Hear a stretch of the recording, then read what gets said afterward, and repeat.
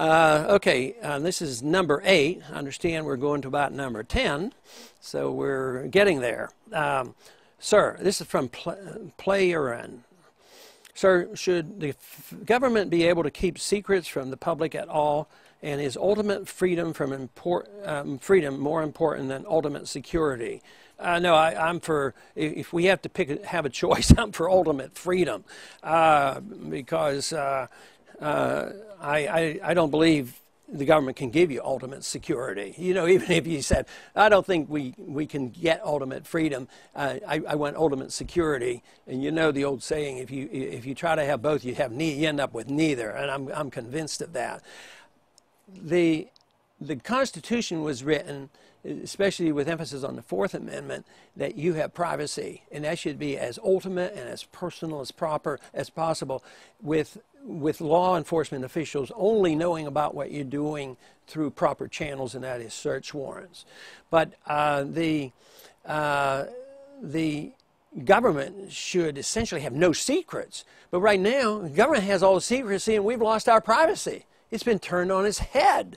And so, like the CIA, they say, you know, the big argument today about the CIA, and don't prosecute anybody in the CIA, even though they committed all kinds of war crimes and tortured people and killed people, committed assassinations. Right now, our CIA's running the Predator program, bombing citizens, and not all of them. They claim they're bombing terrorists, but they're bombing a lot of innocent citizens over in Pakistan. No, they shouldn't have this secrecy.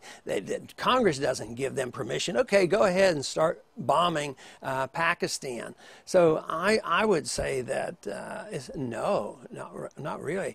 About the only time I conceive is if you had a truly a legitimate war of national defense, and it was a declared war, and you were placing troops, and you had a secret invasion.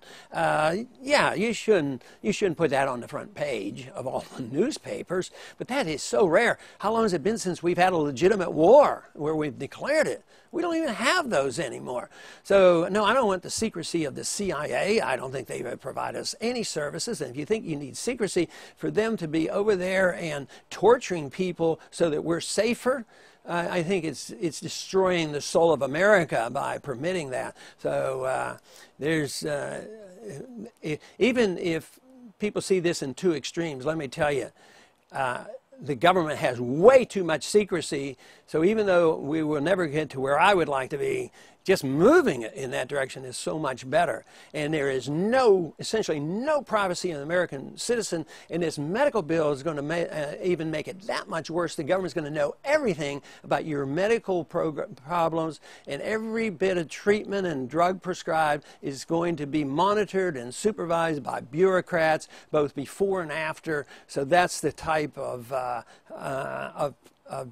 loss of privacy that we have, and it's a pretty bad situation. This is number 9, Chiang Kai-shek, it looks like. Dr. Paul, given your well-established belief in the merits of the free market system, I'd like to know how you feel about the Americans with Disabilities Act. The ADA establishes restrictions or requirements on businesses, something I imagine goes against the free market principles, yet it also ensures, for example, that a blind customer with a service animal such as a seeing eye dog will be treated like any other customer and not turned away for bringing a dog into a store should a free market decide which customers get service, or is this the responsibility of the federal government? No, it's the responsibility of the business people. It's private property. And if they mistreat people who are handicapped, don't go. Boycott them, you know, and advertise them. Say, this is what they did to me. No, the ADA should have never been passed. It well motivated. Who can vote against it? And yet it's an intrusion into private property rights. But, you know, I remember very clearly flying on airplanes a long time before Americans with Disability Act. Guess what? Airlines went out of their ways to take care of people who were in wheelchairs and couldn't get up the stairs, and they got them on. And I've seen them take them up even on commuter aircrafts, and they had techniques for doing this because it was, first, it was a humanitarian thing to do, and second, it was good for business. But if people do things that you consider immoral and a bad behavior, they should suffer the consequences, and you have every reason and obligation to boycott these people. But to say that the federal government has to come in, you know, I remember when this law came into effect, and I'm practicing OBGYN, I run into the doctor's parking lot in a big rush to get to a delivery, and there'd be there was no doctors in the hospital were handicapped, and but there were like 6 parking places which were closest to the door, and I wasn't allowed to park there. If I was parked there, I was in big trouble. And but why couldn't a hospital make this decision? Why did some federal bureaucrat come down and do this?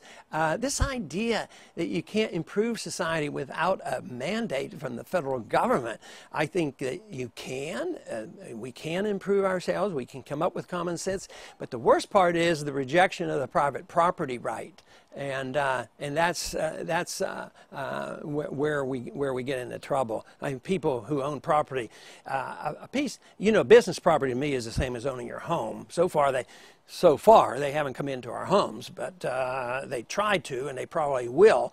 But all of a sudden, if you have a store, that's public property, and you have to follow everything the federal government says because they say you're part of interstate commerce or some other thing like that. And this looks like